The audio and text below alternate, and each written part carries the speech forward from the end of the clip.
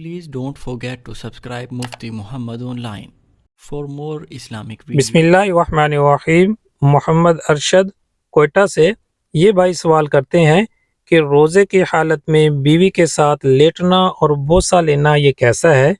اس سے روزہ فاسد ہوگا یا نہیں؟ رہنمائی فرما دیں۔ بھائی نے سوال پوچھا ہے کہ روزے کی حالت میں روزہ دار کا اپنی بیوی کے ساتھ لیٹنا یا بوس و کنار کرنا کیسا ہے؟ اس سے روزہ فاسد ہوگا یا نہیں؟ کیا حکم ہے؟ دیکھیں، اس میں ایک صورت تو ایسی ہے کہ اس سے روزہ فاسد ہو جائے گا، اور دوسری صورت ایسی ہے کہ اس میں روزہ فاسد نہیں ہوگا۔ اس مسئلے کو دھیان سے سمجھیے گا۔ اس حوالے سے ابو داؤد میں ایک روایت موجود ہے۔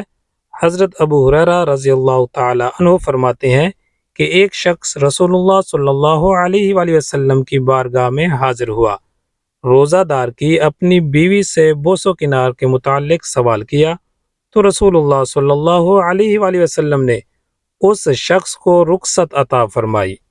پھر تھوڑی دیر بعد یہی مسئلہ ایک دوسرے شخص نے پوچھا، تو حضور کریم صلی اللہ علیہ وآلہ وسلم نے اس شخص کو منع کیا۔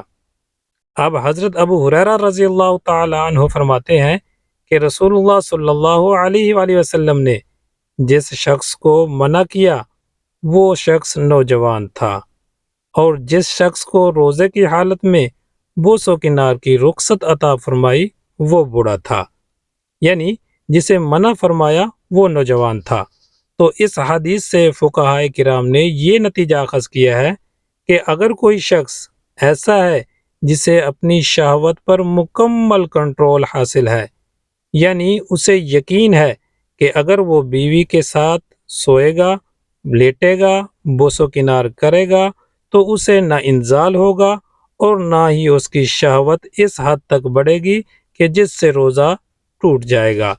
تو لہٰذا اب جس شخص کو یہ غالب گمان ہو کہ وہ اپنی شہوت پر کنٹرول کر سکتا ہے تو اس کے لیے رخصت ہے، وہ بیوی کے ساتھ لیٹ بھی سکتا ہے اور بوس و کنار بھی کر سکتا ہے، کوئی حرج نہیں۔